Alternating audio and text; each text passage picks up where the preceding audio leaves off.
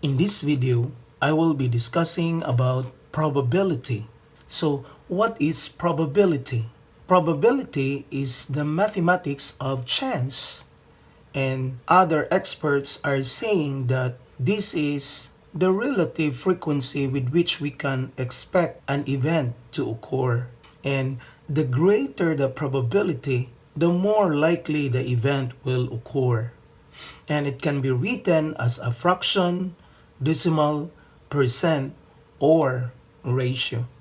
Now, if an event is certain to happen, then the probability of that event is 1 or 100% in percentage. But if an event will never happen, then the probability of that event is 0 or 0% in percentage. And on the other hand, if an event is just as likely to happen as to not happen, then the probability of that event is 1/2 in fraction, or 0.5 in decimal, or 50% in percentage. So, when a meteorologist states that the chance of rain is 50%, the meteorologist is saying that it is equally likely to rain or not to rain because the probability is 50% or 1/2. However, if the chance of rain rises to 90%, it is more likely to rain because the probability value is closer to 100%. But if the chance drops to 20%, then it may rain, but it probably will not rain since the probability value of 20% is closer to 0. So, what is the probability likelihood line? You can see there a number line that illustrates the continuum from 0 to 1, and that this line is a measure of how likely an event is to happen. And we emphasize that when the probability is 0, it means that there is an impossibility for that event to happen. However, if the probability is 1, it tells us that it is very certain to happen, which means that you are very sure that that event will happen in the future. On the other hand, if the probability value is at the middle, say 0.5, then there is an equal probability for that event to happen or not to happen, which means that there is a 50-50% chance that this event will happen. There is an even chance for that event to happen. But if you have a probability value that is closer to 0, then this tells us that this event is not very likely to happen. However, if your probability value is closer to 1, then it tells us that this event is very, very likely to occur. So, take for example the 5 events here. Say, seeing a butterfly in July. Actually, seeing a butterfly in July is not 100% to happen in July, which means that you cannot be certain or 100% sure that you can see a butterfly in July. However, this is very, very likely to happen there. But having a school holiday in a school year is very, very certain to happen. So you are very sure that there is a school holiday in an academic year in school. But winning the lottery is not an impossibility, but not very likely to happen. But the baby born is a boy is having a probability of 0.5 because there is a 50-50 chance to have a baby born boy, since there are 2 possible outcomes. You can have a boy or you can have a girl. But going back in time at this very moment is very, very impossible. So the probability is 0. So that's an illustration of a continuum of probability from 0 to 1. 0, which means impossibility, and 1 being the 100% sure or certain to happen. Now let's proceed to some of the very basic terms in probability. A probability experiment is any process or activity that generates a set of data wherein each outcome is influenced by chance.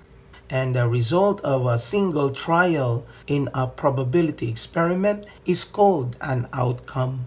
And a sample point is an element of the sample space or each outcome in a sample space. And what is a sample space? It is the set of all possible outcomes of a probability experiment, which is denoted as S. So for example, if you have a dice, which here I have die because die is the singular form of dice, then a die has 6 faces here, and each face has a corresponding number of dots. So you have 1 dot, 2 dots, 3 dots, 4 dots, 5 dots, and 6 dots here. So we have 6 possibilities here when you roll a die.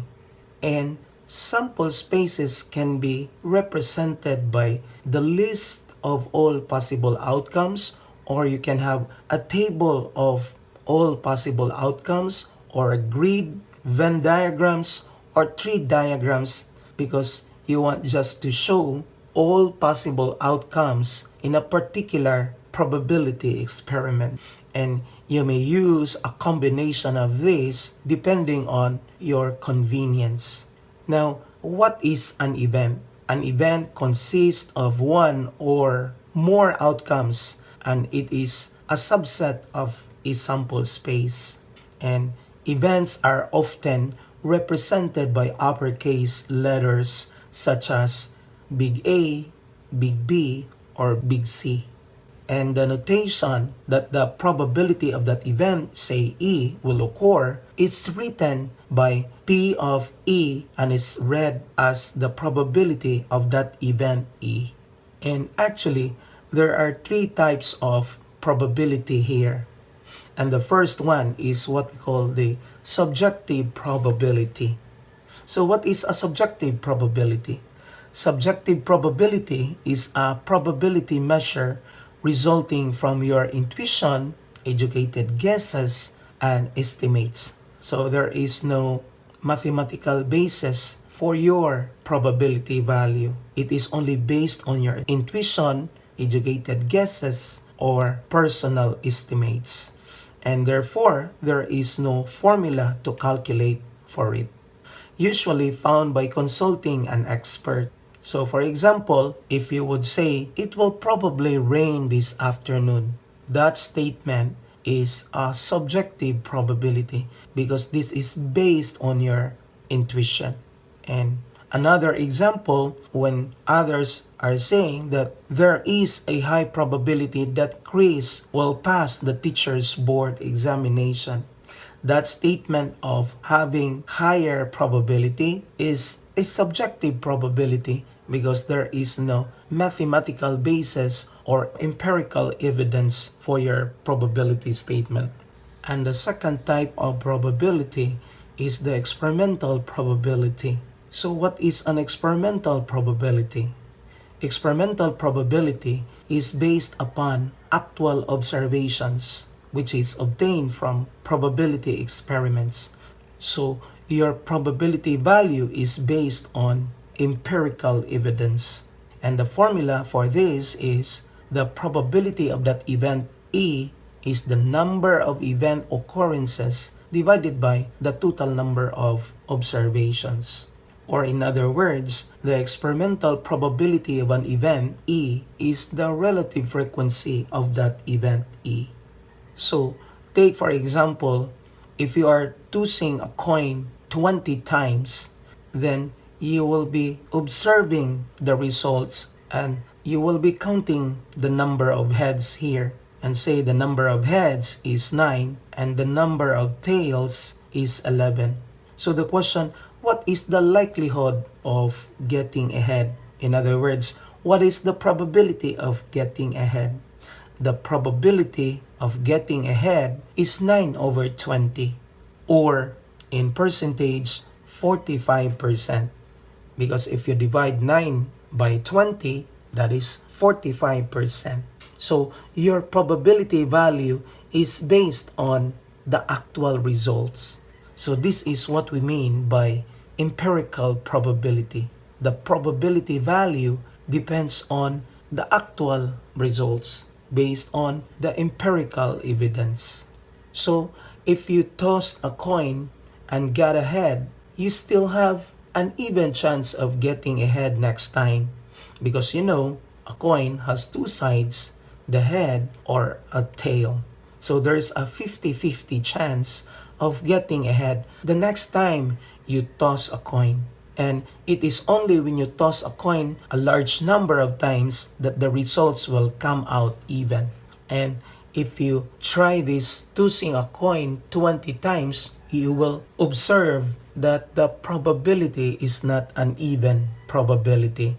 However, if you toss a coin many times, say a large number of times, then the results will come out even. Approximately, the value will be closer to 1/2. So for example, if you toss a coin 100 times and count the number of heads, say 47, and the number of tails is 53, you will be able to say empirically that the probability of getting ahead is 47 over 100, which is saying that you are as likely to get heads as you are to get tails here, because the probability value in decimal it's 0.47, which is very close to 0.5.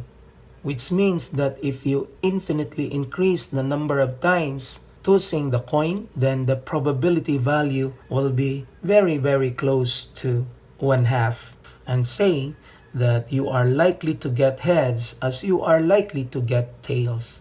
Then you have an even probability. Now let's proceed to the third type of probability, which is the theoretical probability. Theoretical probability is sometimes called the mathematical probability. The theoretical probability is used when each outcome in a sample space is equally likely to occur. And the formula is that the probability of that event E is equal to the number of event outcomes divided by the total number of possible outcomes in the sample space S. Or mathematically, you will say the probability of E is equal to the cardinality of your event outcomes divided by the cardinality of the sample space. So let's try some examples here. When you roll a dice, you could get 2 dots on top, or 3 dots on top, 4 dots, 5 dots, or 6 dots, or 1 dot on top. So these are the 6 possible ways you can have a result of rolling a dice. But say to win a game you need a 5. How likely is this? So your focus is to have a 5. And to win this game, which is 5, is based on all possible outcomes. Because there are 6 ways you can have a result when you roll a dice. So maybe you could win right away, but much more likely to lose, because there is only 1 chance out of the 6 chances here when you roll a dice once. So mathematically, probability is a mathematical term which allows you to predict how likely an event will happen. So for example, what is the probability of obtaining a 2 when you roll a dice once? So the probability is equal to the favorable outcomes, which is the number 2. But remember, there are 6 possible outcomes here. So this is 1 out of 6. And we know that 0 is the probability value for impossibility and 1 for the certainty, then in a probability line, our probability value is closer to 0, which means that getting a 2 immediately is unlikely but possible, since 1/6 is very close to 0 and not closer to 1. So another example is, what's the probability of getting an even number on a dice? So you are rolling a dice and then you want an even number. So when you roll a dice, the probability of getting an even number is computed based on the possible outcomes, which is 6. But your favorable outcome is the even number of dots. But there are only 3 even numbers here, 2, 4, and 6. So 3 out of 6 possible outcomes, which when you reduce to lowest term, that is 1/2. So in a probability line from 0 to 1, the probability value is 1/2, which means that you have an equal chance of getting an even number here. Now, let's proceed to another example. Suppose you have a bag here, and inside this bag you have 5 blue balls, 3 yellow balls, 4 orange balls, and 8 red balls. Now the question, what is the probability of obtaining a blue ball when you draw a ball randomly from this bag? Now, if you count how many balls in this bag, you notice that there are 5 plus 3, which is 8, plus 4, which is 12, plus 8, which is 20 here. So there are 20 balls inside the bag, but your ball of interest is blue. So counting how many blue, you have 5 blue balls in this bag. So 5 out of 20. So therefore, the probability of obtaining a blue is 1/4 if you reduce this 5 over 20 to its lowest term. And suppose you have another bag here. And in this bag, you have 8 blue balls, 5 yellow balls, 2 orange balls, and 5 red balls. So, counting all the balls inside the bag, there are a total of 20 balls.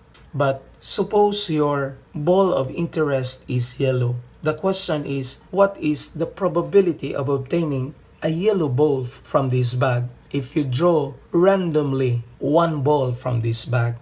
Now, because your ball of interest is yellow, and you know that there are 5 yellow balls inside the bag, there is a probability of 5 out of 20 balls inside the bag. Or in other words, that's 1/4. So, obtaining a yellow ball from this bag, you will have 1 out of 4 chances here. Another example, suppose you are turning a roulette here and you see in the illustration that there are 16 numbers around this spinner, and our point of interest is the number that the pointer is pointing. So what is the probability of pointing a prime number? And you see there are 16 possible numbers here because the roulette is numbered from 1 to 16.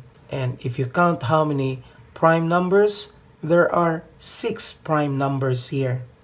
The numbers 2, 3, 5, 7, 11, 13 here. So there are 6 prime numbers from 1 to 16. So the probability of obtaining a prime number is 6 out of 16 possible outcomes. And if you reduce this one, you have 3 out of 8 chances. Therefore, the probability of the pointer pointing a prime number is 3 out of 8. Now, suppose you want to have a probability of obtaining a factor of 9. So, spinning this roulette, there are 16 possible outcomes from 1 to 16. But the factors of 9 are only 1, 3, and 9. So there are 3 factors of 9 from 1 to 16. So the probability of obtaining a factor of 9 when you spin this roulette here is 3 out of 16. Now let's proceed to examples of cards. We know that a standard pack of cards is composed of 4 suits, namely the clubs, the spades, the hearts, and the diamonds here. And we know that of the 4 suits, there are 2 suits that are colored black, the clubs and the spades. But the hearts and the diamonds are colored red. So there are 52 cards in a standard deck of cards. And for each suit, there are 13 cards starting from ace, king, queen, jack, 10, 9, 8, 7, 6, 5, 4, 3, and 2. So 2 is the lowest number in every suit here. So for example, for the suit of spades, there are 13 cards here. And not only spades, but also the clubs. There are 13 cards for the clubs, 13 hearts, 13 diamonds. In other words, there are 13 cards for every suit. And when you say ace of clubs, there is only one ace. And if you say queen of hearts is a face card because there is a face on this card, the face of a queen. And also 2 diamond is the lowest value in the suit diamond. So suppose you're choosing a card from these 4 cards. So you have 1 card from the spades, 1 card from the hearts, 1 card from the clubs, and 1 card from the diamonds. And we know that hearts and diamonds are red, and the club and spades are black cards. So therefore, the probability of obtaining a red card from these 4 cards is equal to the favorable outcomes divided by possible outcomes. And there are 2 favorable outcomes because there are 2 red cards here, the heart card and the diamond card, which is divided by the possible outcomes of 4 because we have 4 cards here. So that's 2 out of 4, which when you reduce, it's 1/2. But what is the probability of obtaining a spade? You see here that out of the 4 cards, there is only 1 spade card. And this should be divided by 4 possible outcomes. So the probability of obtaining a spade is 1 out of 4 chances. Now, suppose we want to know what is the probability of obtaining a heart card when you draw a card from the standard deck of cards. So the probability of a heart card is equal to the number of heart cards in a standard deck of cards. And counting how many heart cards, there are 13 of them out of 52 possible cards in a standard deck of cards. And this is 13 out of 52, which when you reduce, this is 1/4. In other words, the probability of obtaining a heart card from a standard deck of cards is 1/4. And you can see here from the illustration that this is 1 row out of 4 rows here, because the hearts is in the 3rd row out of the 4 rows there. Now, what is the probability of picking a face card from a standard deck of cards? So here, we know that the face card shows the character's face, the jack, the queen, or the king card. So the probability of a face card is equal to the favorable outcomes, which is 12, because there are 12 face cards here. The jack, queen, king of the clubs, jack, queen, king of the spades, jack, queen, king of hearts, and the jack, queen, king of the diamonds. So there are 12 face cards out of 52 cards. So the probability of picking a face card is 3 out of 13. And you can see that in the illustration, this is 3 columns out of 13 columns here. That's why we have a probability value of 3 over 13. Now, what is the probability of picking a card that is less than 4? A card that is less than 4 should be a card that is 3 or 2, because 3 and 2 are less than 4. So we have 8 cards that are less than 4. Since we have 2 cards that are less than 4 in the clubs, 2 cards that are less than 4 from the spades, and 2 cards from the hearts, as well as 2 cards from the diamonds that are less than 4. So a total of 8 cards. So this is 8 out of 52 here. Or if you reduce to Lewis' term, it is 2 over 13. And you can see in the illustration that this is 2 columns out of 13 columns here. So 2 out of 13 is the probability value of obtaining a number that is less than 4 in a standard deck of cards. Now, let's talk about the basic properties of probability. And the first one is positiveness. So what is positiveness? It states that the probability of that event E is from 0 to 1, which means that you cannot have a probability value that is less than 0. Or in other words, there is no negative probability value for every event E of the sample space S. Number 2, certainty. The property of certainty states that the probability of the sample space is 1, because the sample space is the total number of possible outcomes. Number 3 is the impossibility, which means that the probability of an empty set is 0 because there is nothing in that set. And lastly, the union probability, which states that the probability of A union B is equal to the probability of A plus the probability of B for any 2 mutually exclusive events. And this is only true when the 2 events are mutually exclusive events. So let's proceed to our example number 5. A pair of dice is tossed. Then what is the probability that the sum of the 2 numbers is 7? Now, in this example, we need to draw a grid here, wherein we have 6 rows that is numbered from 1 to 6, wherein we have 6 rows here that is numbered from 1 to 6, because these rows represents the 6 sides of the first die. And we have also 6 columns here which represents the 6 sides of the second die, because you are choosing a pair of dice. And if you list down how many possible outcomes, there are 36 of them. We have 1, 1, which means that the first die could land 1 and the second die is also 1.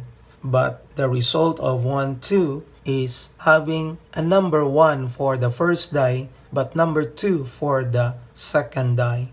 And 1, 3 represents 1 for the first die, 3 for the second die. And 1, 4 represents 1 for the first die, 4 for the second die, and so on and so forth here. And if you count how many of this one here, there are 36 possible outcomes.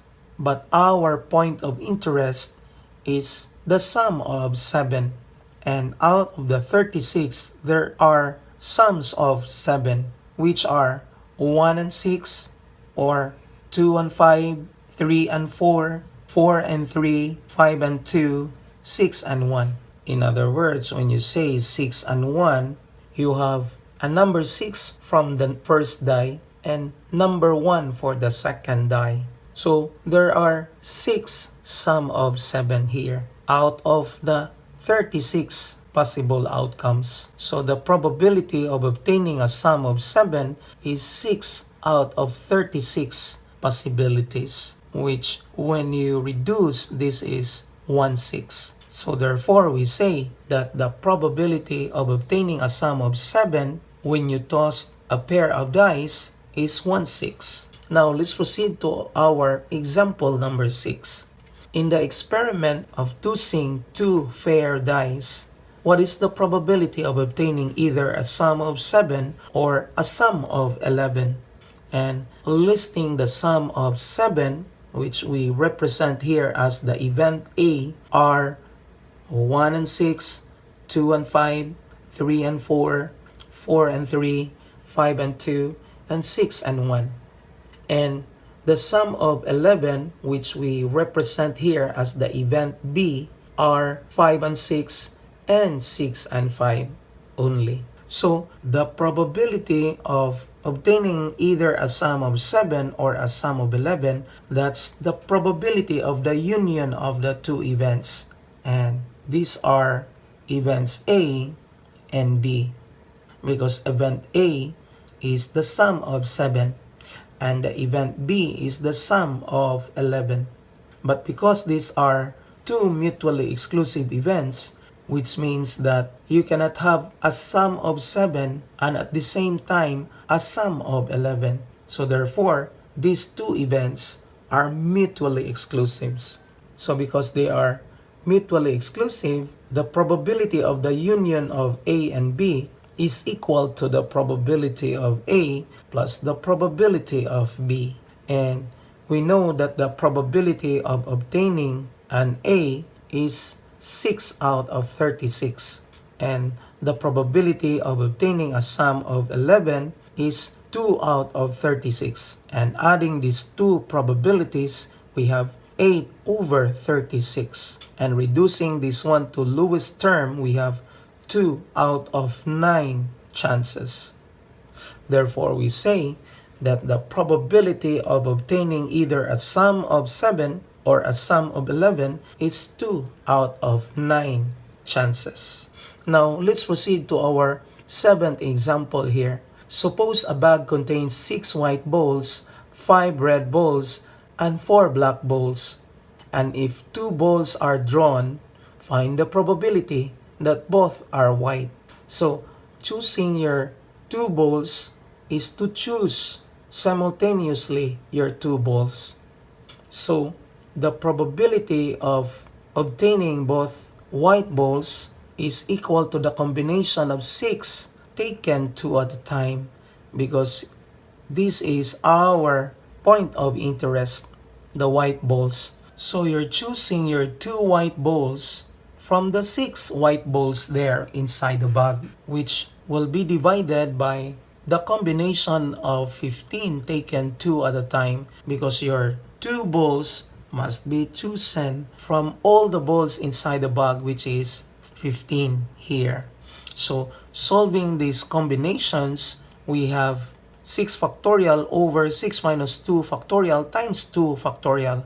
And the denominator is 15 factorial divided by 15 minus 2 factorial times 2 factorial. So our numerator is equal to 6 factorial divided by 4 factorial times 2 factorial.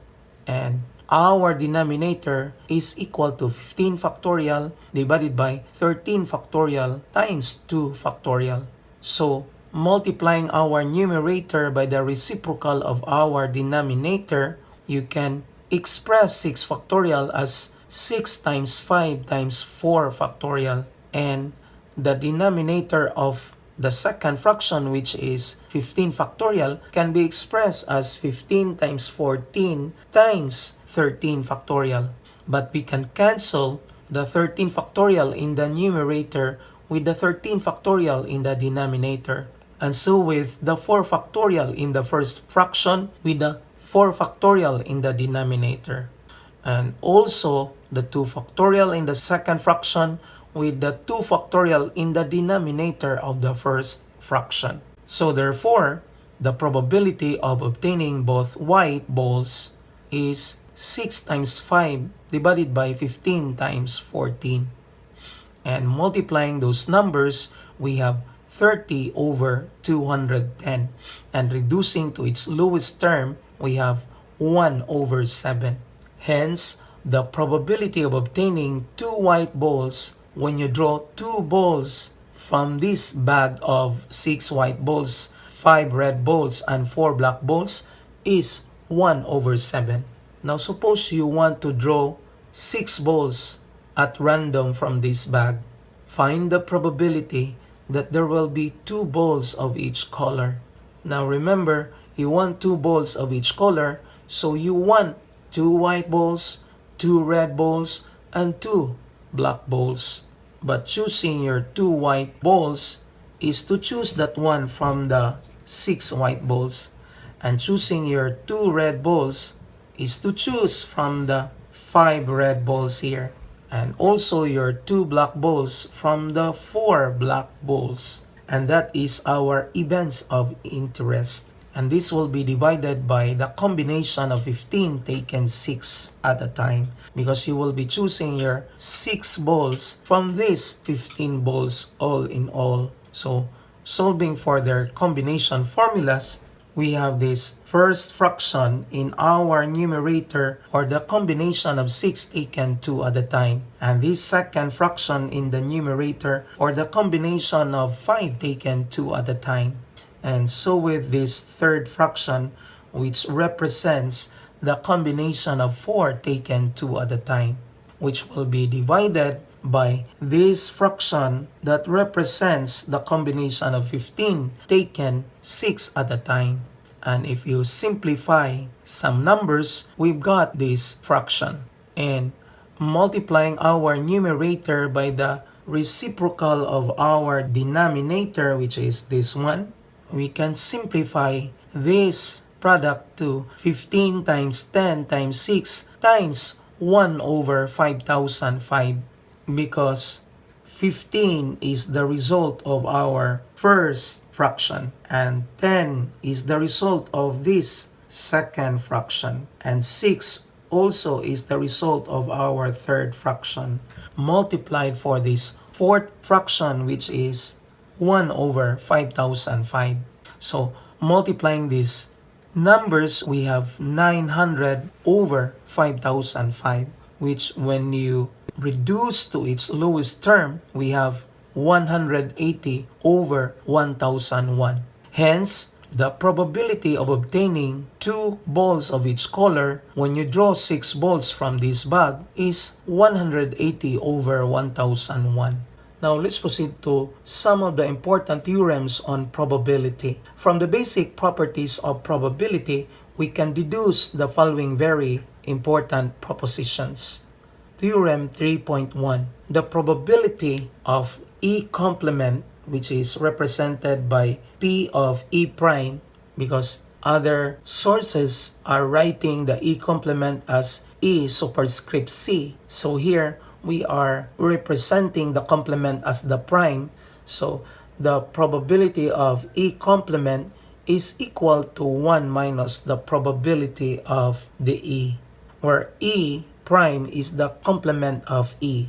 So using our Venn diagram, we have here the E complement that is colored green, which is outside the circle of E there. So geometrically, we say that the probability of E complement is the ratio of the area shaded by green out of the total area inside the rectangle. Theorem 3.2. If the event A is the subset of event B, then the probability of A must be less than or equal to the probability of B. So geometrically, if you draw a Venn diagram, our circle A there is inside the circle of B. That means that our event A is a subset of our event B. And you can see that the area of the circle A is less than the area of circle B. And strictly speaking, A can be at most B, because even if A is equal to B, A is still a subset of B. A is the improper subset of B, based from our theory on sets that we have discussed. Theorem 3.3. The probability of A minus B is equal to the probability of A minus the probability of the intersection of A and B for any two events. So, drawing the Venn diagram, suppose our two circles are joint circles. The area of A minus B is just the area of the circle A minus the area of circle B. So, to solve for this shaded green area is to find the area of the whole circle A minus the area common to the two circles, which is the intersection of the two circles represented by A intersection B. And this is still true even if the two circles are disjoint circles, because the probability of A minus B is equal to the probability of A minus the intersection, which is 0 when the two circles are disjoint circles. Now, let's proceed to our Theorem 3.4. The probability of A union B is equal to the probability of A plus the probability of B minus the intersection of the two events A and B for any two events. And to verify, let's draw the Venn diagram. So let's draw our event A. And you can see that our event A has 50 little squares. And suppose our event B is composed of 54 little squares. And you can see that there is a total of 18 squares that are common to both of the events. And we have also event C, which is disjoint from these two events. And this event C is composed of 12 little squares. So if you count how many squares are there are 98 squares all in all. And computing for the probability of the event A, we have the probability of 50 over 98 because there are 50 little squares for this event A. And the probability of event B is 54 over 98 since there are 54 little squares for this event B. But if you count how many squares are there for the union of these two events, there are 86 of them. So the probability of A union B is 86 over 98. Thus, using our theorem that the probability of A union B is equal to the probability of A, and the probability of A is 50 over 98 plus the probability of B, which is 54 over 98. And if you forgot to subtract this probability of the intersection, you've got an answer that is more than 1. Since if you add 50 and 54, the sum is 104. And 104 divided by 98 is more than 1. So therefore, there is something wrong in our computation. That's why we need to subtract the probability of the intersection, which is the probability of the number of squares common to both A and B. And in this case, this is 18 over 98. And we know that 50 over 98 is the probability of A, and 54 over 98 is the probability of B, and 18 over 98 is the probability of the intersection of the two events A and B. Therefore, if you combine these three fractions, we have 86 over 98, which is the probability of A union B. Hence, Theorem 3.4 is verified in this illustration.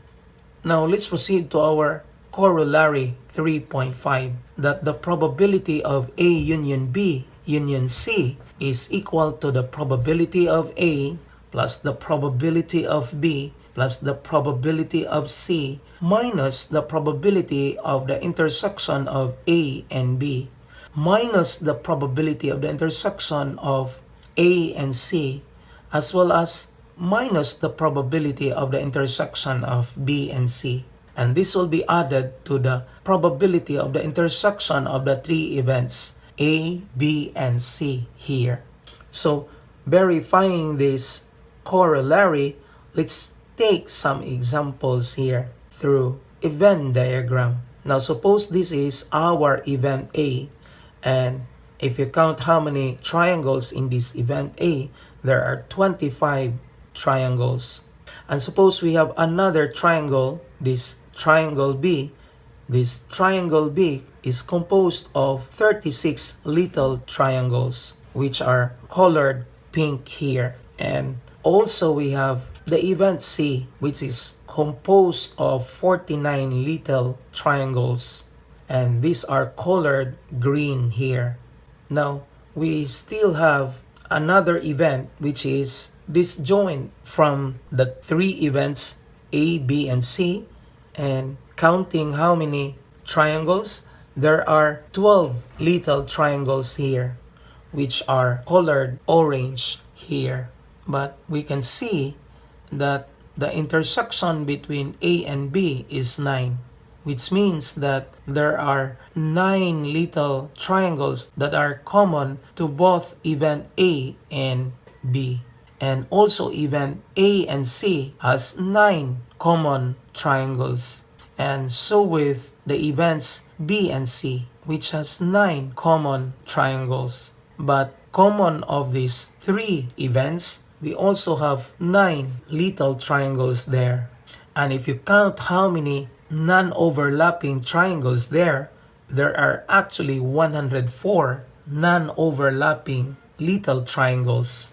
So using the formula, the probability of A union B union C, we have the probability of A, which is 25 over 104, since there are 25 little triangles in the event A out of the total 104 non-overlapping little triangles there, plus the probability of B, which is 36 over 104, and the probability of C, which is 49 over 104.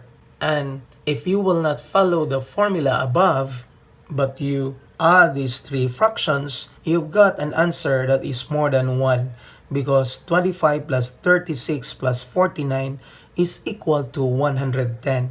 And 110 when divided by 104 is more than 1. So there is something wrong with this probability. That's why we need to subtract the probability of the intersection of A and B, which is 9 over 104, and also subtract the probability of the intersection of A and C, which is 9 over 104, and also the probability of the intersection of B and C, which is still 9 over 104. But you need to add the probability of the intersection of the 3 events, which is 9 over 104.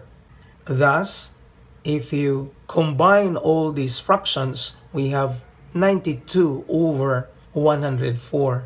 Because if you count how many triangles there, excluding the orange triangle, we have 92 non-overlapping little triangles there out of the total 104 non-overlapping little triangles. So the probability of A union B union C is equal to the probability of A, which is 25 over 104, plus the probability of B, which is 36 over 104, added to the probability of C, which is 49 over 104. And this will be subtracted by the probability of the intersection of A and B, which is 9 over 104. And this is also subtracted by the probability of the intersection of A and C, which is still 9 over 104. And then subtracted by the probability of the intersection of B and C, which is 9 over 104. But this will be added to the probability of the intersection of the 3 events A, B, and C. Hence, our corollary 3.5 here is being verified by this illustration. Now, let's proceed to our theorem 3.6, that the probability of A can be partitioned by the probability of the intersection of A and B plus the probability of the intersection of A and B complement. Now, sketching the proof of this theorem by a Venn diagram, we have event A, which is represented by this circle A, and we have also the circle B, which is intersecting our circle A there. So to solve for our probability of event A is to solve for the whole area of circle A divided by the whole area of the rectangle.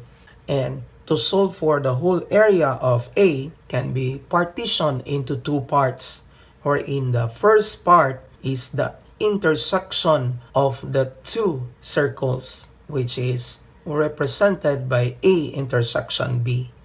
And the second partition is the intersection of A and the B complement.